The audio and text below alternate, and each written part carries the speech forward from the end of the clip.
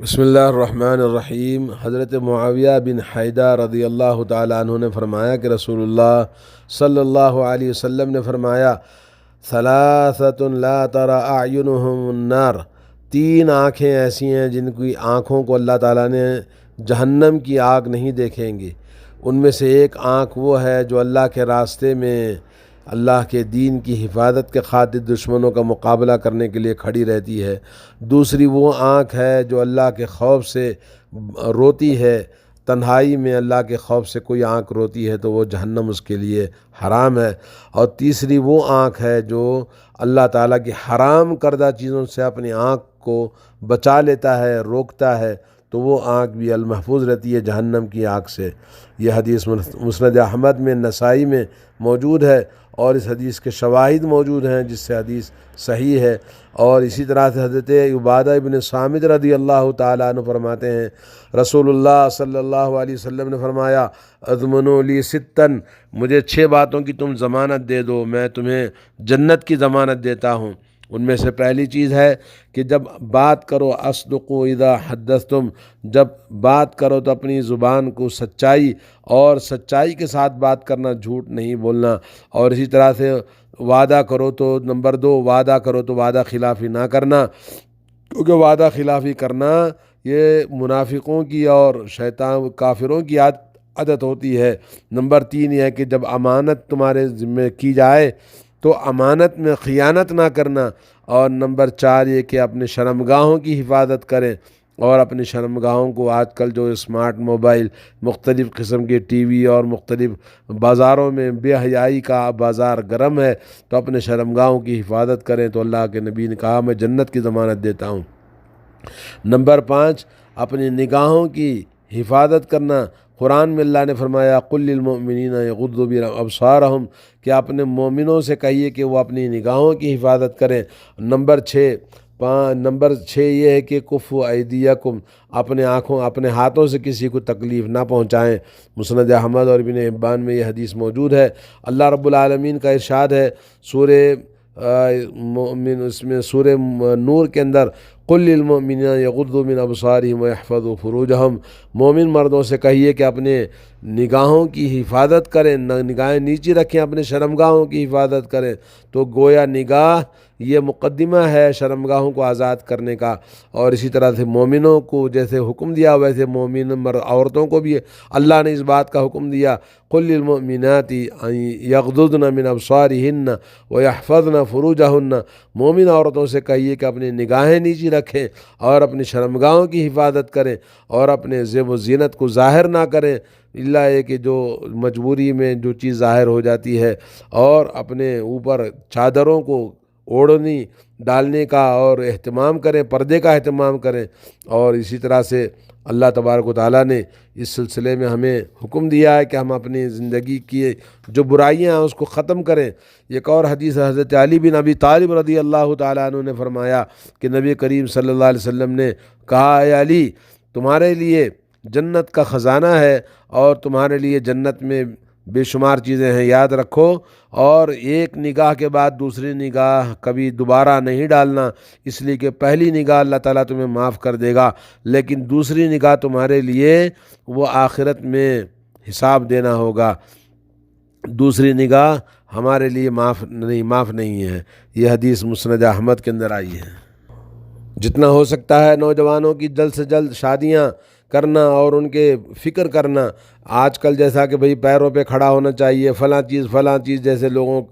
مسائل کی وجہ سے لوگوں کی شادیاں نہیں ہوتی ہیں، اور زناکاری، بدکاری، بے حیائی اور افیئرس آسان ہو گیا ہے، تعلقات ناجائز بہت آسان کر دیا لوگوں معاشرے میں، اور نکاح مشکل کر دیا ہے۔ اللہ کے نبی صلی اللہ علیہ وسلم نے فرمایا، حضرت عبداللہ بن مسعود رضی اللہ تعالیٰ عنہ کی حدیث ہے، یا معاشر الشباب من استطاع منکم الباءۃ فلیتزوج، اے نوجوانوں، تم میں سے جو آدمی اپنے آپ کو جوانی رکھتا ہے، طاقت رکھتا ہے، تو اس کو چاہیے کہ وہ شادی کرے۔ فإنہ اغض للبصر، اس لیے کہ وہ نگاہوں کو نیچی رکھنے کے لیے ادھر ادھر دوڑانے سے نگاہ بچ جاتی ہے، اور وأحسن للفرج، اور وہ شرمگاہ کی حفاظت کے لیے بہت بہترین ذریعہ شادی ہے۔ ومن لم یستطع فعلیہ بالصوم، فإنه له وجاء،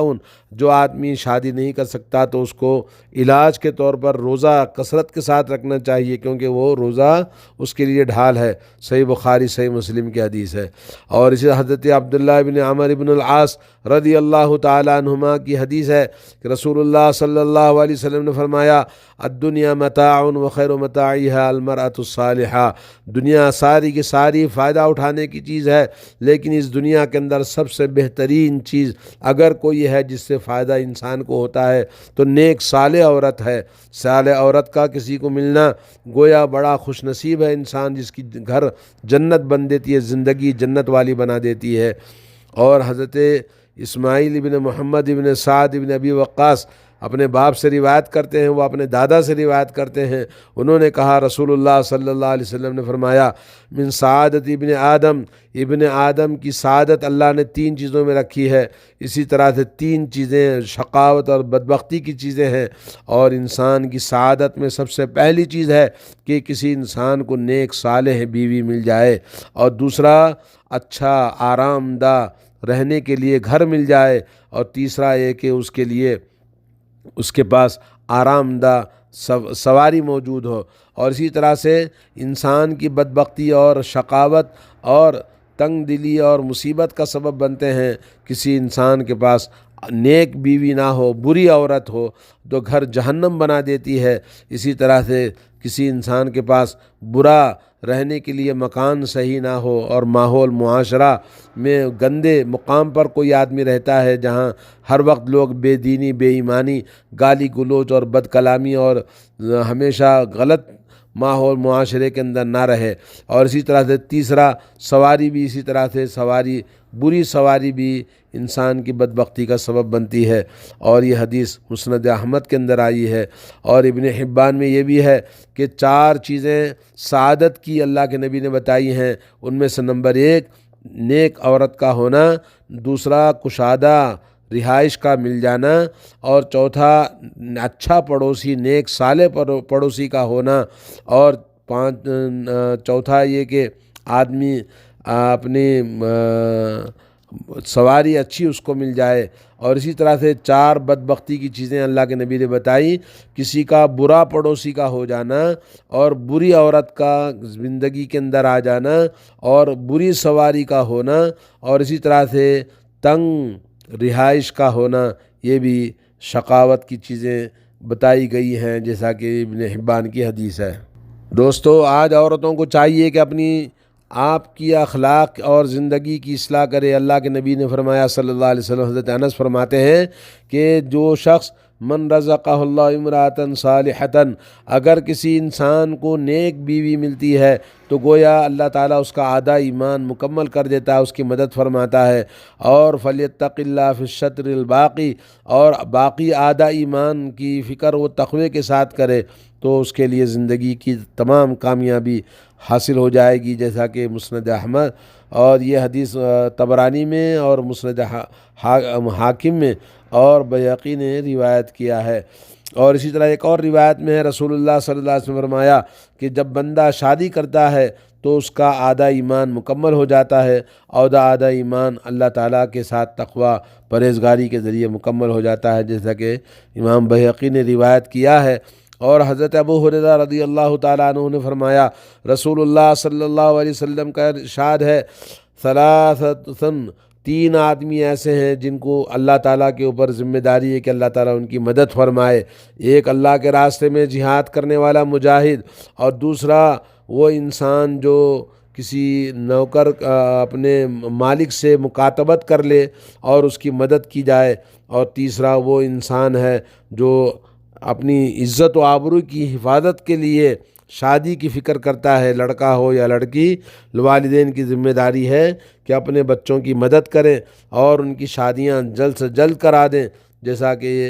رسول اللہ صلی اللہ علیہ وسلم کا ارشاد ہے، ترمذی کے اندر یہ حدیث موجود ہے۔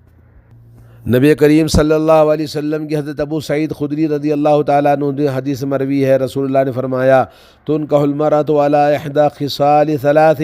عورت کی، لڑکی کی شادی 3 باتوں کی وجہ سے کی جاتی ہے۔ ایک تو یہ تنکح المرأۃ علی مالہا، عورت مالدار ہے، مالدار گھرانے کو دیکھ کر شادی کی جاتی ہے، اور دوسرا عورت کی خوبصورتی اور اس کے جمال اور اس کے